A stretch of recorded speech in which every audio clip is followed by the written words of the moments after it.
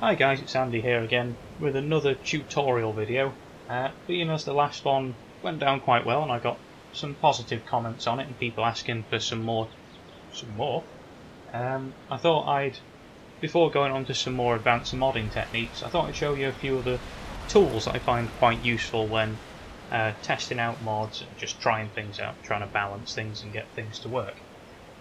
So, first thing I've done here is I've started a new game and I've activated cheat mode, and that gives you a few little things you can do. First, and probably the biggest one, is it allows you to access the creative menu.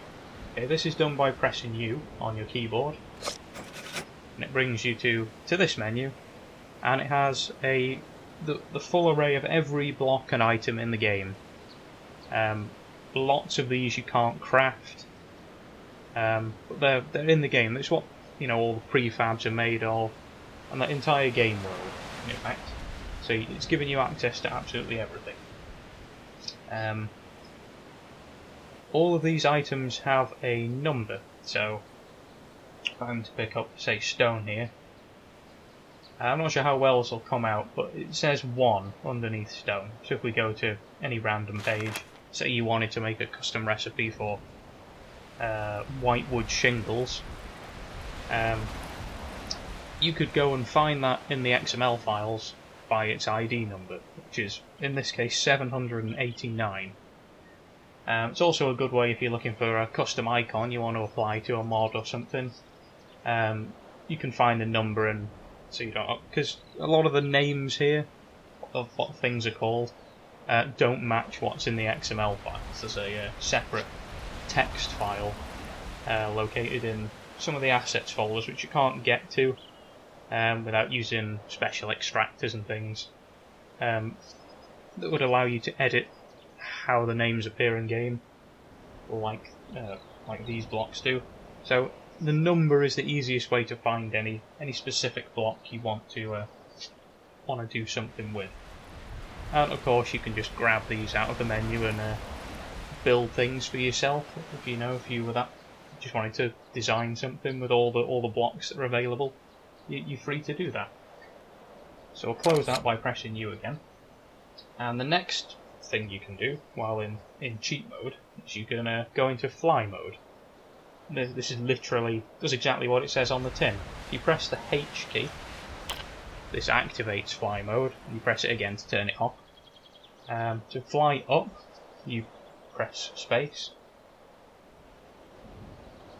until you're at the height you want to be at, and when you want to come down, you press C.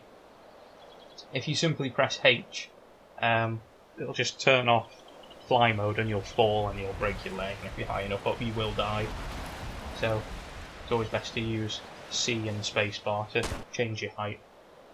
It also makes you move quickly as well.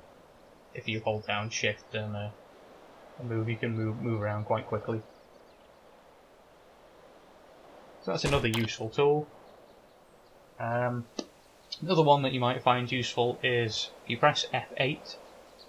As you can see, it brings up the frames per second little icon over to the left hand side. Obviously my frames aren't very good at the moment, but we'll persevere. So you simply press F8 to turn that on and off. And the final thing you can do from just having cheat mode enabled is you can choose to turn off the HUD. So if you press F7, as you can see, the tool belt has disappeared and the time in the corner. So that might be something you want to do if you want to play on a real hardcore type of playthrough. You don't want to know the time when it's getting dark, that sort of thing. And you just press F7 to bring it back. In order to use some of the more advanced tools, you need to access the command console. The way you do this is by pressing a key that's called the tilde key. This is located next to the 1 key on the main keyboard, not the number pad. And it's just a little wavy line. You can also access it, I think, by using the apostrophe key or the quotation key. It doesn't matter what keyboard you have, whatever language it's in, it's always the button next to 1 or the button next to enter on the left. So when you press that, you get this drop down menu, and this allows you to do quite a lot of interesting things. First one I want to show you is you can use it to give yourself items. So, for example, if I want to get a pistol, the way you do this is you type in give self, and you leave yourself a space, and then you type in the item you want to give yourself. So in this case we want a pistol. Just type that in there. Now it's important when you're trying to give yourself an item that you use the correct name for it, as it appears in the XML files. So quite a lot of things have capital letters and no spaces and that sort of thing, so you do have to sort of have a working knowledge of what things are called. And then finally you can specify what quality you want it to be, if the item has a quality associated with it. So we could give ourselves a flawless pistol with, you know, maximum stats, 600. Then you press enter, and as you can see, because we've done it correctly, it says it's executing the command. And what that does is it drops you one on the floor. If we pick that up, we can see we have a flawless quality 600 pistol. So that's a useful tool if you're testing out a weapon and you want to see, you know, what sort of damage ranges or anything it has. At each individual quality level, you can spawn in several and check the entity damages or whatever you need to do for your mod. Next one I want to show you is how to change the time. So again, we use the command console, and this one's a little tricky because you have to use sort of based on military time. I'll just show you. Okay, the first thing you need to do is type set time, all one word, no spaces, and after set time leave a space, and then you want to type in. Say we want to go back to the very start of day 1. Simply type in 0, and that'll take us to midnight on day 1. Say if you wanted to take yourself to midnight on day 2, you type set time again and 2400. Sorry, 24,000 space. There you go, set time 24,000. As you can see, we've jumped forward to day 2. Just do that again, put ourselves back in the daylight. So we'll put it to 8 o'clock on day 1, so we'll type in 8,000 to get there. It's a little tricky to work out the exact times and what number you need to type in, but you just have to sort of play around with it and you'll figure it out. Next command you can use in the console that I find interesting is you can spawn yourself an airdrop and a supply crate. The way you do this is you use the command line spawn airdrop, all one word, all lowercase, and this will spawn us in an airdrop. And the other one is spawn supply crate, all one word. And what that does is it just literally drops the crate right in front of you. Whereas the other one spawns in the actual plane itself. Dropped over there.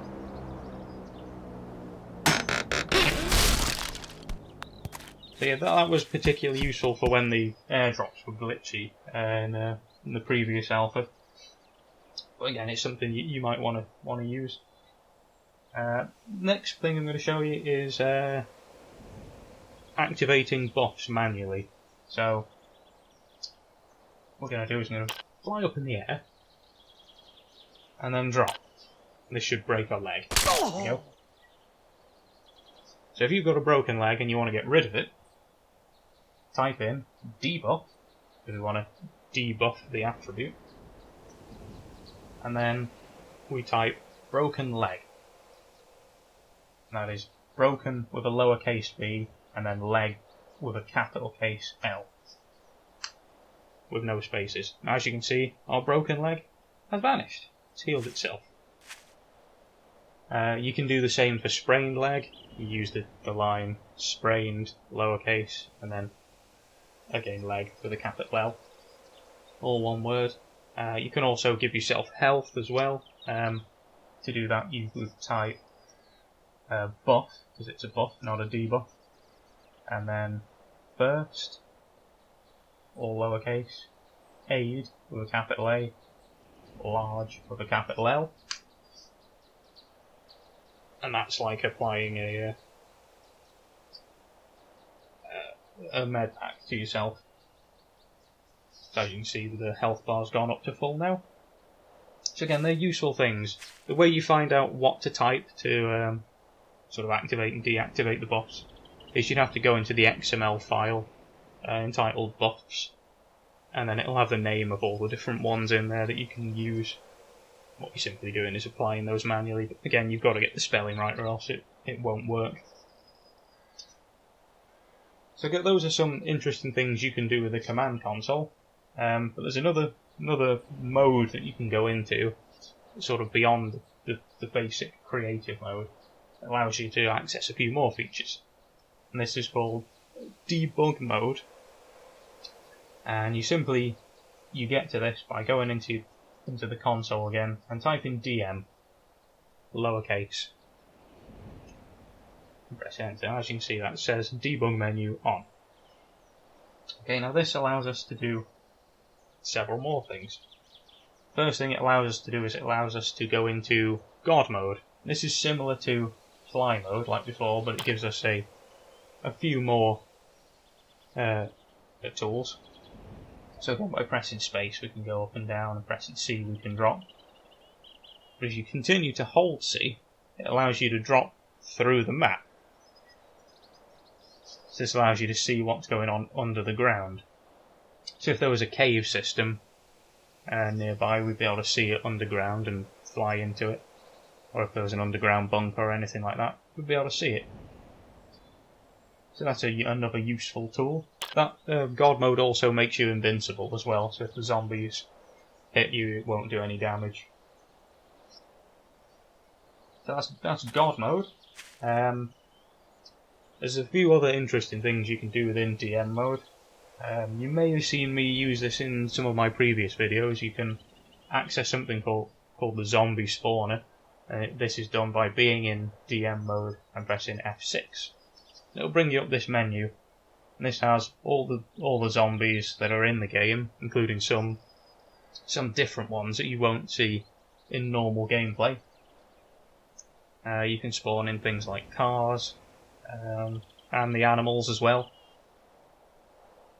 And you have the option to spawn like 25 at once if you wanted to, test a weapon out on a horde or something like that. I won't spawn any in right now because I've not got any weapons on. Simply click and one will spawn in. So we'll close that. Next thing you can do is, if you're particularly inclined, if you press F5, you can go into third person view.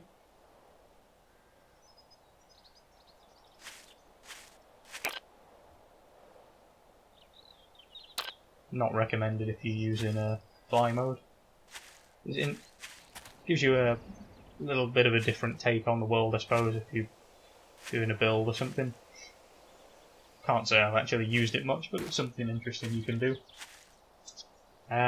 Next one you can do is, if you press F8, it will bring up the frames per second thing, like it does when you're not in DM mode. But if you press it again, now that you're in DM mode, it'll bring you up some more information.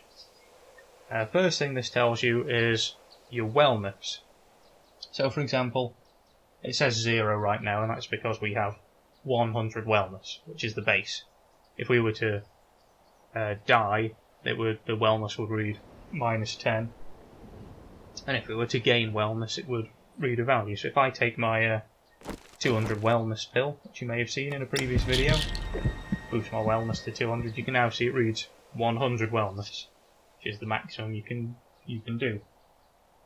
Now the thing next to it that says frac, that stands for fraction.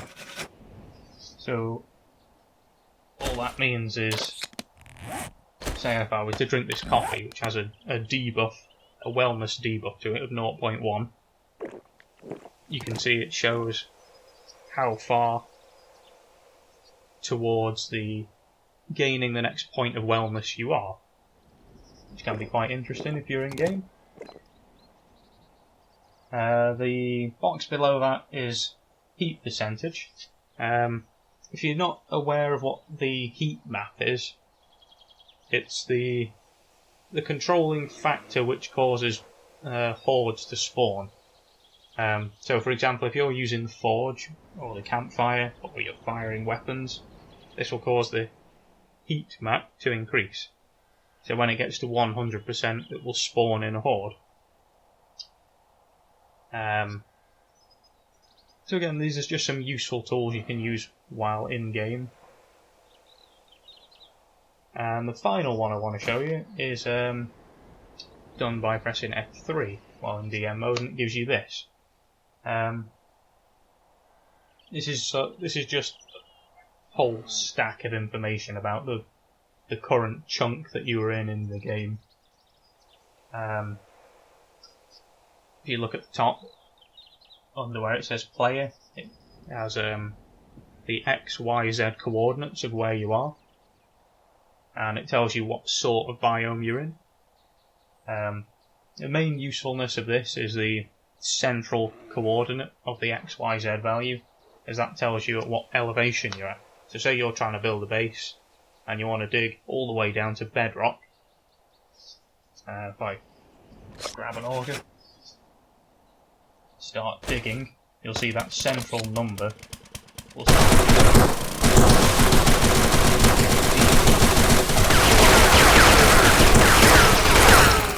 So once you get, it's about 3 because it takes the last block into account. So once you get to sort of 3 on that middle value, you've hit bedrock. This also displays how many zombies are in the world currently. If you look under the general tab, it says world entities, where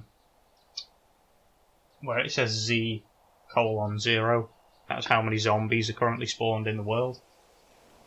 So right now I've got zombie spawns off, just for the purposes of this demonstration video, so it says 0. That's pretty much it. If you understand the rest of it, which I don't, you might be able to glean more information from this, but those are the main things that I would use from this menu. And to close it, you press F3 3 times, and it closes. So yeah, those are just some interesting tools that I like to use every now and again when putting these mods together. And you know, you could also use them sort of in gameplay, like with the airdrop spawns and things like that. Just allows you, you don't have to wander around to find zombies. If you're testing a weapon, you can just spawn some in for yourself. So yeah, I hope you find those useful. I'll be bringing out some more tutorials on the actual modding side of things in the next few days as well. If you have any comments, any questions, or any ideas for mods you want to see, leave a comment down below and I'll get back to you. If you like the video, subscribe for more. I'll be doing tutorials and mods on pretty much a daily basis if I can. And yeah, I'll see you next time.